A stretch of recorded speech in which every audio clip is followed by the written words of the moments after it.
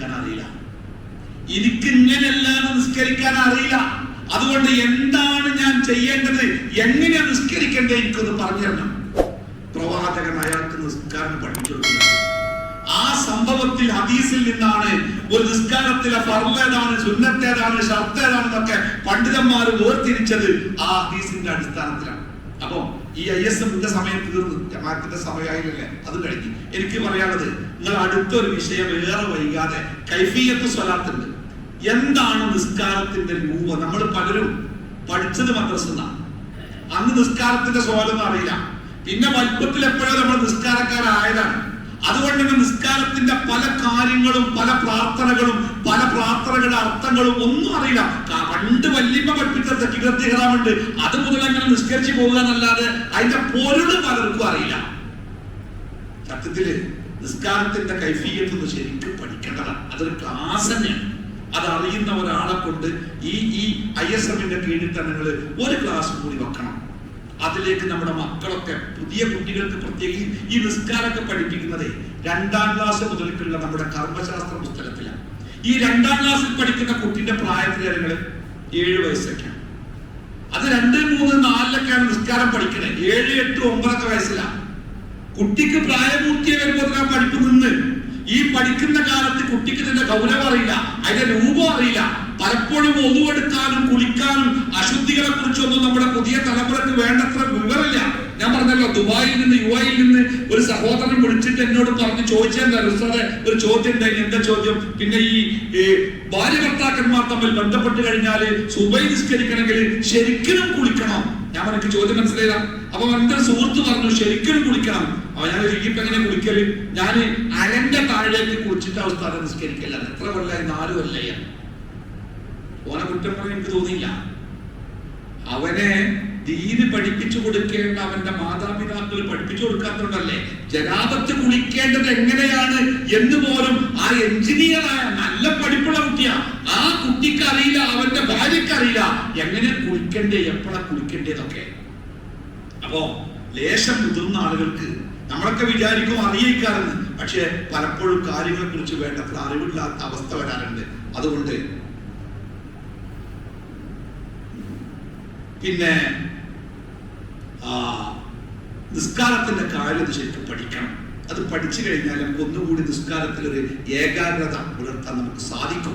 ISMകാര് അത് പിന്നെ ശ്രമിക്കുമെന്നാണ് ഞാൻ വിചാരിക്കുന്നത്. ISM ബേപ്പൂരിലെ അടുത്ത മാസം മുതൽ എല്ലാ മാസവും ബസീറ എന്ന പേരിൽ ഒരു തുടർ പഠന പദ്ധതി തീരുമാനിച്ചിട്ടുണ്ട്. ബസീറ എന്ന് പറഞ്ഞ ISMന്റെ ഒരു തുടർ പഠന പദ്ധതി. ആ പദ്ധതിയിൽ പറ്റുമെന്ന് ചേർന്നവരുണ്ട്.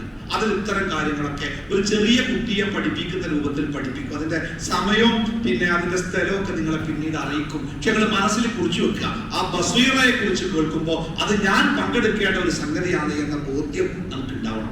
അപ്പോൾ ഞാൻ എൻ്റെ നമസ്കാരവുമായി ബന്ധപ്പെട്ട ഈ സംസാരം ഒരു ആമുഖം പോലെ പറഞ്ഞ് ഞാനിവിടെ അവസാനിപ്പിക്കുകയാണ്. അതിൻ്റെ ആഴത്തിലേക്ക് ഇറങ്ങി സംസാരിക്കാൻ നമുക്ക് സമയം കിട്ടിയിട്ടില്ല. അത് ഈ നിസ്കാരത്തിന്റെ പിന്നെ രൂപം പഠിപ്പിക്കുന്ന സമയത്ത് അതിലെ പ്രാർത്ഥനകളും കാര്യങ്ങളും പഠിപ്പിക്കുമ്പോൾ വളരെ പിന്നെ എന്താ പറയാ, വളരെ നമ്മൾ മനസ്സിൽ ഇങ്ങനെ ശരിക്കും നിസ്കാരത്തെ മനസ്സിലാക്കിയപ്പോൾ നമ്മള് റുക്കൂയിലേക്ക് പോകുമ്പോൾ എന്താ പറയാ, റുക്കൂയിലേക്ക് പോകുമ്പോൾ നമ്മൾ കൂപ്പുകയാണ്, തിരിയുമ്പോ നമ്മള് സമി അല്ലാഹു ലിമൻ ഹമിദ എന്ന് പറഞ്ഞ് പൊന്ത്, പിന്നെ റബ്ബനാ വലക്കൽ ഹംദു മിനസ് സമാവാതി വമിനൽ അർളി എന്ന് പ്രാർത്ഥിക്കാൻ, പിന്നെ നമ്മൾ സുജൂദിലേക്ക് പോവുകയാണ്. ഇതൊക്കെ പരസ്പരം ബന്ധപ്പെട്ട് കിടക്കുന്നുണ്ട്, വെറുതെ ഇങ്ങനെ ഓരോ സംഗതിയല്ല. ഇതൊക്കെ പരസ്പരം ഇങ്ങനെ ഒന്നിനു ശേഷം ഒന്നായിട്ട് ഇങ്ങനെ ബന്ധപ്പെട്ട് കിടക്കുക. അത് മനസ്സിലാവണമെങ്കിൽ ഇവിടൊക്കെ എന്താണ് നമ്മൾ ചെയ്യുന്നത് പറയുന്നത് ബോധ്യം നമുക്ക് ഉണ്ടാവണം. അതുണ്ടായി കഴിഞ്ഞാൽ അത് നമുക്ക് വലിയ ആശ്വാസം നൽകും, ആത്മവിശ്വാസം നൽകും, സമാധാനം നൽകും, തെറ്റുകളിൽ നിന്ന് ഒരു പരിചയാവും. നബി സല്ലല്ലാഹു അലൈഹി വസല്ലം പറഞ്ഞു, നിങ്ങളുടെ വീടിന്റെ മുറ്റത്ത് ഇങ്ങനെ പോകുമ്പോ ഒരാൾ അസ്സലാമു അലൈക്കും പറഞ്ഞു, മടക്കിയില്ല, സലാം മടക്കിയില്ല, പിന്നെയും പറഞ്ഞു അസ്സലാമു അലൈക്കും, സലാം മടക്കിയില്ല, പിന്നെയും സലാം മടക്കിയില്ല. അപ്പൊ അയാൾക്ക് ബേജാറായി, എന്റെ റസൂലിന്റെ സലാം മടക്കാത്ത.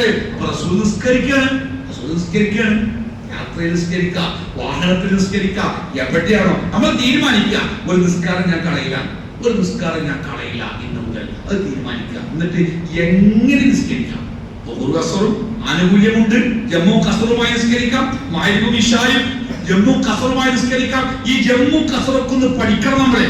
പല ആൾക്കാർക്കും അങ്ങനെ ഉണ്ടോ? അങ്ങനെ ഇപ്പൊ ഞാൻ വന്നിട്ട് കണ്ണൂർക്ക് പോവുകയാണെങ്കിൽ വടകര എത്തിക്കണ് എനിക്ക് 100 കസറാക്കാൻ പറ്റുമോ? അല്ലെങ്കിൽ ഇപ്പത്തെ കൊയിലാണ്ടിയാണ് എനിക്ക് ജമ്മു കസറാക്കാൻ പറ്റുമോ? ആൾക്കാർക്ക് സംശയ കേട്ടിട്ട്. പക്ഷേ ആകെ സമ്മേളനത്തിന് പോകുമ്പോഴാണ് ജമ്മു കസറാക്കൽ. ഇതെന്താണെന്ന് അറിയില്ല. അപ്പൊ ആ നിയമങ്ങളൊക്കെ ഒന്ന് പഠിക്കുന്ന ഒരു ക്ലാസ് ഇൻഷാ അല്ലാഹ് നിങ്ങൾക്ക് സംഘടിപ്പിക്കണം. അതുകൂടി കേൾക്കണം. നിസ്കാരമാണ് പരലോകത്ത് റബ്ബ് ചോദിക്കുന്ന ആദ്യത്തെ ചോദ്യം. ആ ചോദ്യത്തിൽ പതറാതിരിക്കണമെങ്കിൽ നമ്മുടെ കാര്യങ്ങൾ കൃത്യമായിരിക്കണം. നമ്മുടെ വീട്ടിൽ നിസ്കരിക്കാത്ത ഒരാളുണ്ടാവരുത്.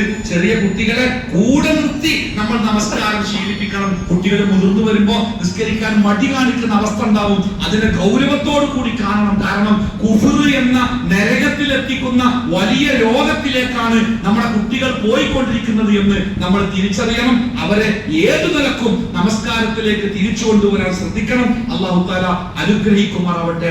കൃത്യമായി നമസ്കരിക്കുന്ന നല്ല മുഅ്മിനീങ്ങളിൽ അല്ലാഹു നമ്മളെ ഏവരെയും ഉൾപ്പെടുത്തി അനുഗ്രഹിക്കുമാറാവട്ടെ. നമസ്കാരത്തിനോട് മടി കാണിക്കുന്ന മുനാഫിക്കുകളിൽ നിന്ന് അല്ലാഹു നമ്മളെയൊക്കെ കാത്തു രക്ഷിക്കുമാറാവട്ടെ.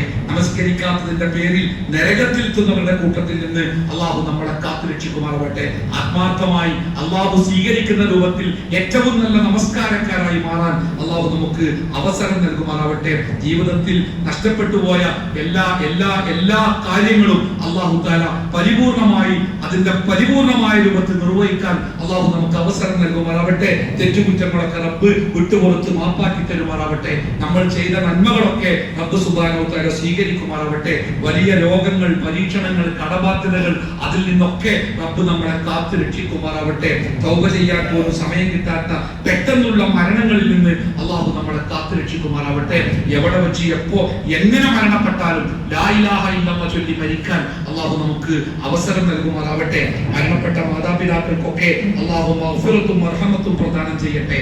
ജീവിച്ചിരിക്കുന്ന മാതാപിതാക്കളെ പൊന്നുപോലെ നോക്കുന്ന മക്കളാവാൻ അല്ലാഹു നമുക്ക് അവസരം നൽകുമാറാവട്ടെ. നമ്മുടെ മക്കളൊക്കെ ജീവിക്കുന്നത് ഏറെ അപകടകരമായ സാഹചര്യങ്ങളിലാണ്. നമ്മളെ സ്നേഹിക്കുന്ന, നമ്മളെ ആദരിക്കുന്ന, നമ്മളോട് കരുണ കാണിക്കുന്ന, നമ്മൾ വീട് പോകുമ്പോൾ നമുക്ക് താങ്ങാവുന്ന, നമുക്ക് വേണ്ടി പ്രാർത്ഥിക്കുന്ന സ്വാലിഹായ മക്കളായി മക്കളെ വളർത്തിയെടുക്കാൻ അല്ലാഹു നമുക്ക് അവസരം നൽകുമാറാവട്ടെ.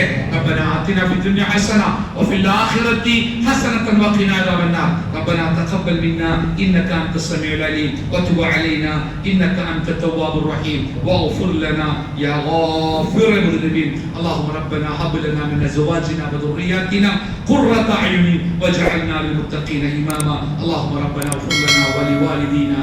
അല്ലാഹുമ്മ റബ്ബി ارحمهما كما ربياني صغيرا. واخر دعوانا الحمد لله رب العالمين وصلى الله على محمد وعلى اله وصحبه اجمعين. الحمد لله رب العالمين. السلام عليكم ورحمه الله وبركاته.